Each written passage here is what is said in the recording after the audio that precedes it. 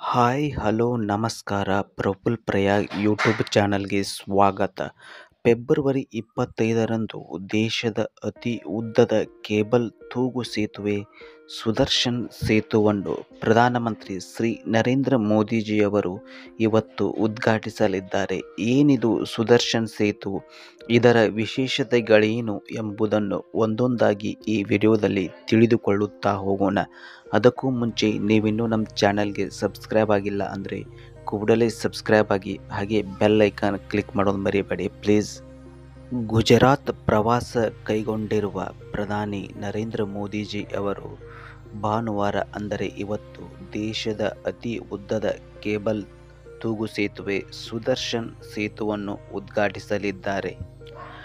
ಚತುಷ್ಪಥ ರಸ್ತೆಯನ್ನು ಒಳಗೊಂಡಿರುವ ಸುದರ್ಶನ್ ಸೇತು 2.5 ಕಿಲೋಮೀಟರ್ಗಳಷ್ಟು ಉದ್ದವಿದೆ. ಸರಿಸುಮಾರು 980 ಕೋಟಿ ರೂಪಾಯಿ ವೆಚ್ಚದಲ್ಲಿ ನಿರ್ಮಿಸಲಾದ ಸುದರ್ಶನ್ ಸೇತುವನ್ನು ಓಖಾ ಬೇಟಾ ದ್ವಾರಕಾ ಸಿಗ್ನೇಚರ್ ಬ್ರಿಡ್ಜ್ ಅಂತಲೂ ಕರೆಯುತ್ತಾರೆ.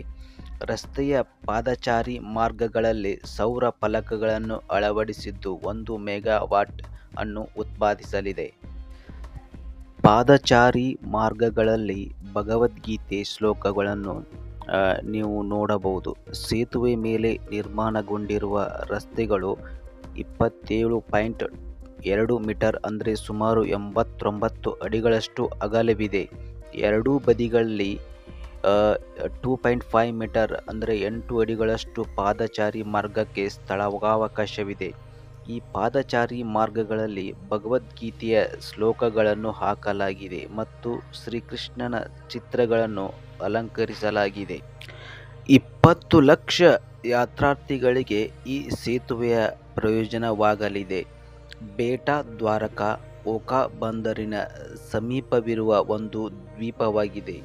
ಇದು ದ್ವಾರಕಾ ಪಟ್ಟಣದಿಂದ ಸುಮಾರು 30 ಕಿಲೋಮೀಟರ್ ದೂರದಲ್ಲಿದೆ. ಅಲ್ಲಿ ಶ್ರೀಕೃಷ್ಣನ ಪ್ರಸಿದ್ಧ ದ್ವಾರಕಾಧೀಶ ದೇವಾಲಯವೂ ಇದೆ. ಈ ಮಾರ್ಗವು ದೇವಸ್ಥಾನಗಳಿಗೆ ಪ್ರಯಾಣಿಸುವ ಭಕ್ತರಿಗೆ ಮತ್ತಷ್ಟು ಅನುಕೂಲಕರವಾಗಲಿದೆ.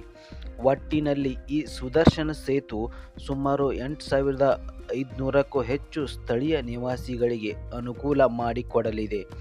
ಈ ಪ್ರದೇಶದಲ್ಲಿನ ದೇವಾಲಯಗಳಿಗೆ ಭೇಟಿ ನೀಡುವ 20 ಲಕ್ಷಕ್ಕೂ ಅಧಿಕ ಯಾತ್ರಾರ್ಥಿಗಳಿಗೆ ಪ್ರಯೋಜನವಾಗಲಿದೆ. ಇನ್ನು ಈ ಸೇತುವೆಯ ನಿರ್ಮಾಣಕ್ಕೆ 2016ರಲ್ಲಿ ಕೇಂದ್ರ ಸಾರಿಗೆ ಸಚಿವ ನಿತಿನ್ ಗಡ್ಕರಿ ಅವರಿಂದ ಅನುಮೋದನೆ ಸಿಕ್ಕಿತ್ತು. ಪ್ರಧಾನಿ ನರೇಂದ್ರ ಮೋದಿ ಅವರು ಅಕ್ಟೋಬರ್ 7, 2017ರಂದು ಓಖಾ ಮತ್ತು ಬೇಟಾ ದ್ವಾರಕಾವನ್ನು ಸಂಪರ್ಕಿಸುವ ಸೇತುವೆಗೆ ಶಂಕುಸ್ಥಾಪನೆ ಮಾಡಿದ್ದರು. ಯೋಜನೆಯು ಸುಮಾರು 962 ರೂಪಾಯಿ ವೆಚ್ಚದಲ್ಲಿ ಅಂದಾಜಿಸಲಾಗಿದೆ. ಕೋಟೆಯು ದ್ವೀಪದಲ್ಲಿ ವಾಸಿಸುವ ಸುಮಾರು 8,500 ನಿವಾಸಿಗಳಿಗೆ ಪ್ರಯೋಜನ ನೀಡುತ್ತದೆ ಎನ್ನಬಹುದು.